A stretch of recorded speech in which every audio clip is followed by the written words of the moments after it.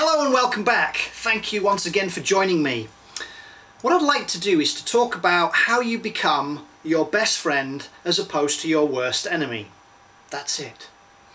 Once again, it's an invite for you to find out if what I'm sharing with you makes sense. Not to buy into my stuff, what often I refer to it as my BS, my belief systems. There's no other BS that I know of. And these you'll find quite interesting because words are very powerful, and I will share some words with you. But once again, it's that invite to become aware, to become conscious. That's the greatest good you can ever be, just to become conscious. How do you become your best friend? I'll explain it and then I'll show you it. First of all, you could become conscious about your thoughts. How are they? Just by sitting there, and obviously your mind, your chattering monkey, your ego is going to be going, oh, you should be doing this, because you know, it's human beings, but we're actually human doings. We're always doing something. I'm always doing something. So just be aware of your thoughts. You don't have to act on anything, just be aware of them.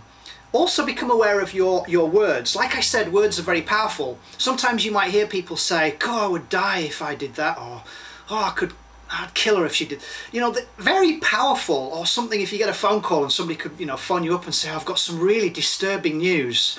And you're like, what's that? And it turns out that it's not a big deal. But, you know, when you hear that word disturbing, it's like, and words, I say, they're very powerful. And obviously it's about the meaning of the word to you. Everyone, it's likely to be different, but it can be quite shocking.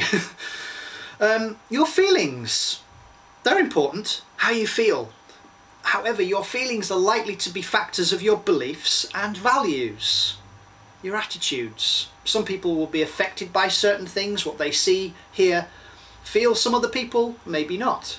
Just become aware, just become conscious. And obviously your actions and behaviour, and I'm putting that all in the same melting pot, just to become aware. And this is the invite for you to face your fears. Fears, false evidence appearing real. There are only two fears which nature have instilled into us once we're born.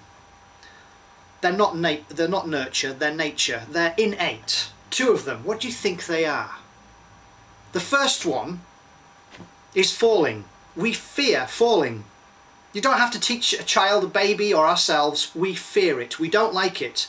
And if I'm not mistaken, if you throw something out of a plane, it's pretty much dead before it touches the ground, because it knows it's dead. Obviously, we can condition ourselves to maybe go through that, but unless we're moving, our body producing a lot of glucocorticoids, totally stress the body, we're likely to be dead before we hit the ground, but we can condition ourselves with a parachute to land safely.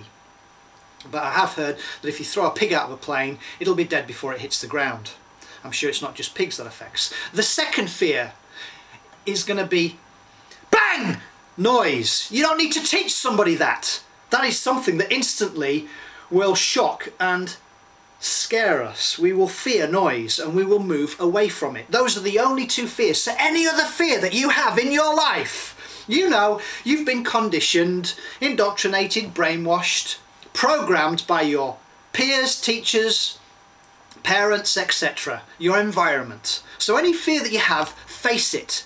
If you fear something, crossing the road, then do it. If you fear getting into an escalator, just do it. And that's one of the ways of overcoming your fears. Just face it. Just do it. Worst enemy. Now, what these are called, they've been labelled as the 5 toxins. I call them the 5 sins. And you may be able to relate to some of these. One of them is complaining. How many of you in your life are always complaining about what somebody said or did? Don't do it, but become conscious about it. It's funny if you don't want it in your life and you're talking about it. Criticising, another classic thing, especially us Brits, we're always doing that. Again, once you are conscious and aware about it, let it go.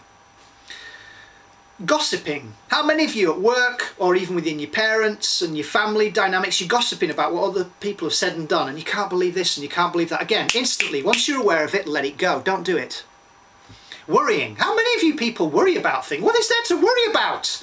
There's nothing to worry about in this life. Unless, of course, you've been programmed, conditioned, all the rest of it differently, and then you'll worry. Or you'll hear or see something and you'll feel really worried about them and their well-being. What is the point in worrying? Do the best you can, do something about it. If you can't, let it go.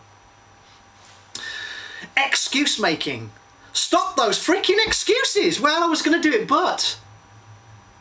Ensure that your word becomes law. If you're going to say you're going to do it to the best of your ability. Unless your leg's chopped off, or you've fallen, you're injured, or you're in hospital, heaven forbid, please don't go there, or you're lying in bed and you can't do it, follow through with your actions. So, complaining, criticising, gossiping, worrying, and excuse making, let them go. Those are what we call I call the 5 sins, sometimes referred to as the 5 toxic elements which we have conditioned because of our insidious culture. Let them go, but you need to become conscious and aware of it. So for those of you that are more visual, let me clearly show what that looked like.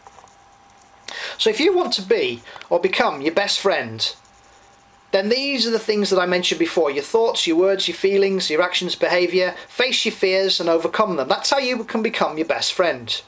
Your worst enemy. Just remove these from your life, but the only way you can is by becoming conscious. You and I were born to create a great life. How do we create a great life? Well, the first thing, like I keep saying, just become conscious, become aware. Find your passion, find your purpose. If you are surrounding yourself with people, I'm going to label them, it's a label, that are toxic, that bring you down, that are negative, that are criticising, they're gossiping, they're always complaining, they're always worrying about life, and they've got so many excuses why they didn't manage to. Let them go. Change your friends. Again, this is an invite, people. Now, there's a lot in this recording. You might want to listen to it again. For those of you that don't and turn it off, that's okay. You're not broken, you don't need fixing, that's where you are. But for those of you that want to empower yourself, welcome. My name's Magnus, and I'm probably one of many teachers, students, whatever you want to label me as, in your life, who's encouraging. No, I can't do that. I can inspire you though, but you can encourage and motivate yourself to make some clear distinctions or changes so that you can become the change you want to see in the world. And I believe you're here on this planet to impress yourself, no one else. Go ahead, have fun. My love to you all, and don't be too serious about life. I'm telling myself that. That's the reason why I teach, so that I continue to learn. That's why all people teach, because they want to continue learning. My love to you all, enjoy, bye for now.